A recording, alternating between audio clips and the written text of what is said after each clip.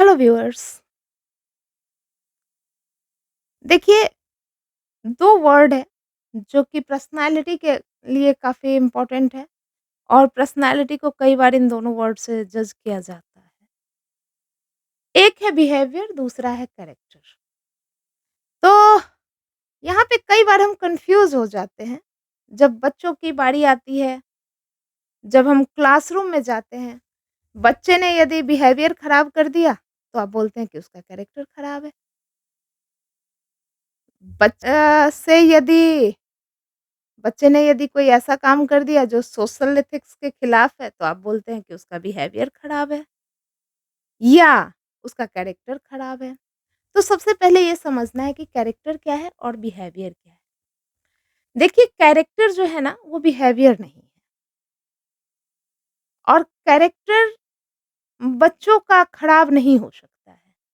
क्योंकि कैरेक्टर जो है ना, वो आपका मतलब किसी काम के प्रति आपकी क्या भावना है, क्या मनसा है, किस मकसद से आप उस काम को कर रहे हैं, दैट इज़ एक्चुअली कैरेक्टर।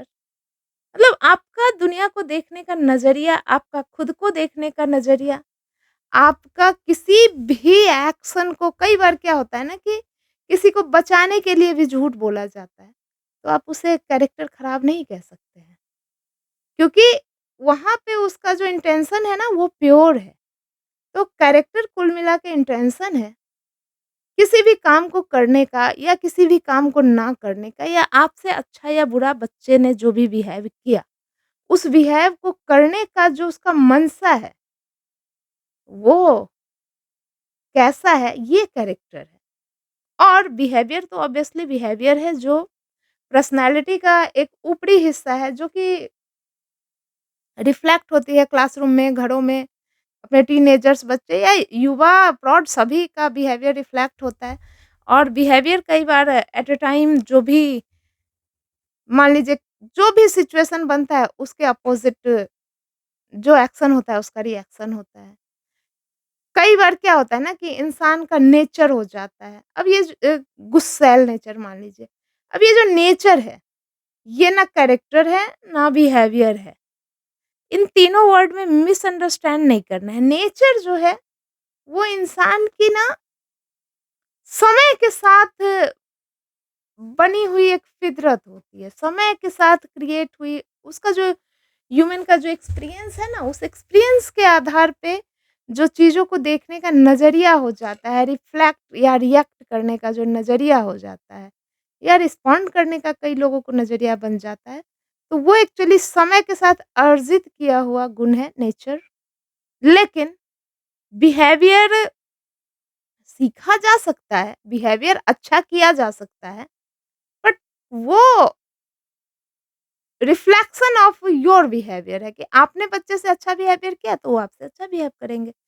आपने बदतमीज़ी से बात की, अभी नहीं की होगी, मान लीजिए 10 दिन पहले की तो वो तो सीख लिया है ना, तो वो आज हो सकता है कि आपसे बदतमीज़ी से बात करे। और कैरेक्टर तो नॉर्मली बच्चे को आपने किस तरह कितना उस पे ट्रस्ट किया है, किस तरह की आपने उसकी परवरिश की है, कितना आपने उसके काबिलियत को सराहा है, इससे क्रिएट होता है बच्चों का कैरेक्टर। और कैरेक्टर बच्चों का या किसी का भी एक भीतरी मामला है, एक इंटरनल चीज़ है कि किसी भी चीज़ को देखने का, करने का और किसी भी काम के प्रति या किसी भी चीज़ के प्रति उसका नज़रिया या मनसा क्या है। तो अपने बच्चे को कभी भी ऐसे गलत जज ना करें यदि उनसे छोटी-मोटी गलतियाँ हो जाती हैं तो, कि इसका कैरेक्टर खराब है, ये बहुत बड़ी बात होती है और बहुत आहत होते हैं हमारे बच्चे इससे।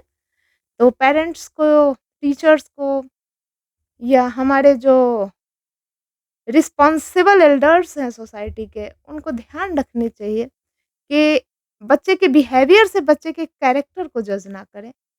उसके पीछे के मकसद को जानें और मकसद भी कहाँ से आया।